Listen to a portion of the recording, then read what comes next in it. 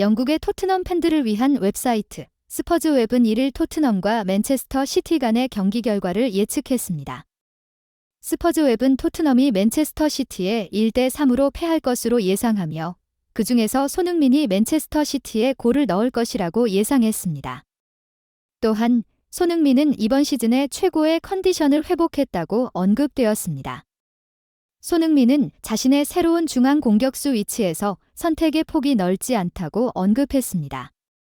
영국의 더 애슬레틱은 맨체스터 시티와의 원정 경기가 토트넘의 포스테코글루 감독에게 가장 큰 도전이 될 것이라고 보도했습니다.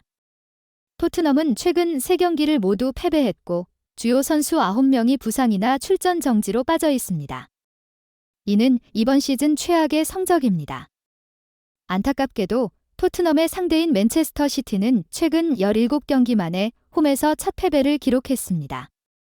맨체스터 시티는 지난 시즌부터 홈 경기 39경기 중 36경기에서 승리했고 오직 브렌트포드에게만 패배했습니다. 토트넘은 2016년 가디올라 감독이 부임한 이후 맨체스터 시티를 상대로 6번의 승리를 거두었으며 이는 맨체스터 시티와의 경기에서 가장 많은 승리를 기록한 팀입니다. 이는 토트넘의 특별한 강점으로 강조되었습니다.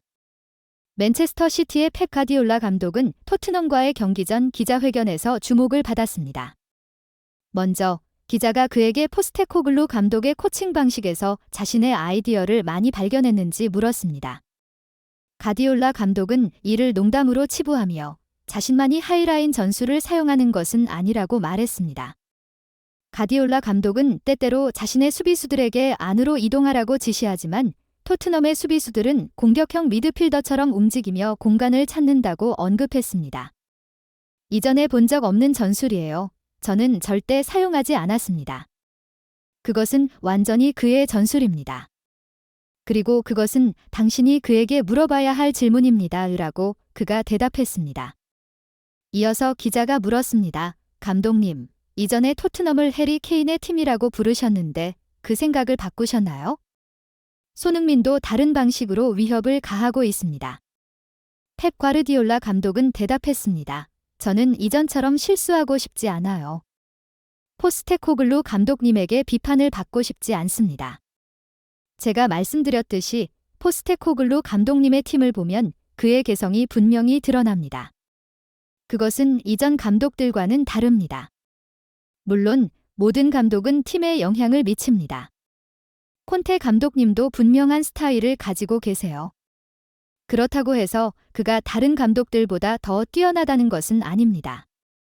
지난 시즌이 길었거나 일주일에 한 경기만 있어서 더 많은 준비 시간이 있었을 수도 있지만 분명 그것은 포스테코글루 감독님의 팀입니다.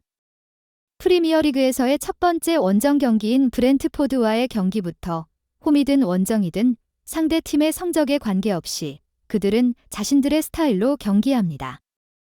저는 이 점이 마음에 듭니다. 마치 훌륭한 축구 광고 같습니다. 두 팀 모두 어떤 상황에서든 공격하며 볼을 다루며 많은 하이라이트를 만들어냅니다. 항상 그랬죠. 두 팀이 경쟁하고 맞붙을 때 경기는 흥미롭지 않을 수 없습니다. 그 영향을 분명히 볼 수 있습니다. 라고 그가 말했습니다. 동시에 토트넘의 포스테코글루 감독의 맨체스터 시티와의 경기 전 인터뷰도 공개되었습니다. 먼저 포스테코글루 감독은 팀 상황과 부상 상황에 대해 이야기했습니다. 그는 파파사르가 경기에 나설 수 없으며 벤탄쿠르가 면밀한 검사 후 약 2개월 동안 경기에 출전할 수 없다고 밝혔습니다. 벤탄쿠르는 심각한 부상에서 회복했지만 이후 다시 부상을 당해 실망스럽고 어려움을 겪었지만 그의 긍정적인 태도로 극복한 것은 정말 존경스러운 일입니다. 그래서 팬들은 중앙 미드필더에서 비수마, 로 셀소, 브라이언 길 혹은 호이비에르가 결합하는 모습을 볼 것으로 예상합니다. 이어서 기자는 1월에 메디슨, 벤탄쿠르, 비수마, 파파사르가 모두 부상이나 결장으로 인해 새로운 미드필더를 영입할 계획이 있는지 물었습니다.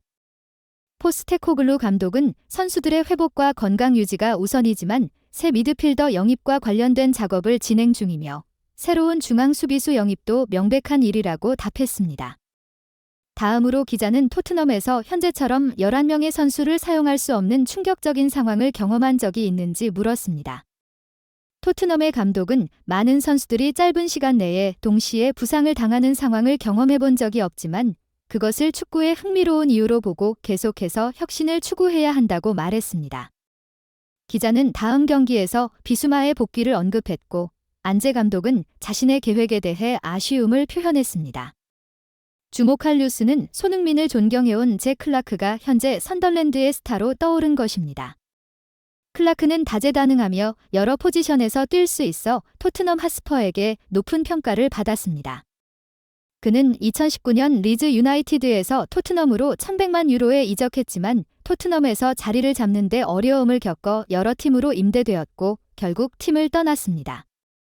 선덜랜드에서 한 시즌을 보낸 클라크는 20경기에서 1골 4어시스트를 기록하며 팀의 정식 선수이자 스타로 자리매김했습니다. 지난 시즌에는 50경기에 출전해 11골 14어시스트를 올렸습니다. 올 시즌에도 16경기에서 9골을 기록하며 좋은 모습을 보이고 있습니다. 클라크는 손흥민에게 큰 영향을 받았습니다. 포트볼 런던과의 인터뷰에서 그는 손흥민, 해리 케인, 가레스 베일로부터 배웠습니다. 경기에 나서지 못할 때 그 시간을 이용해 최고의 선수들로부터 배우며 성장했습니다. 라고 말했습니다.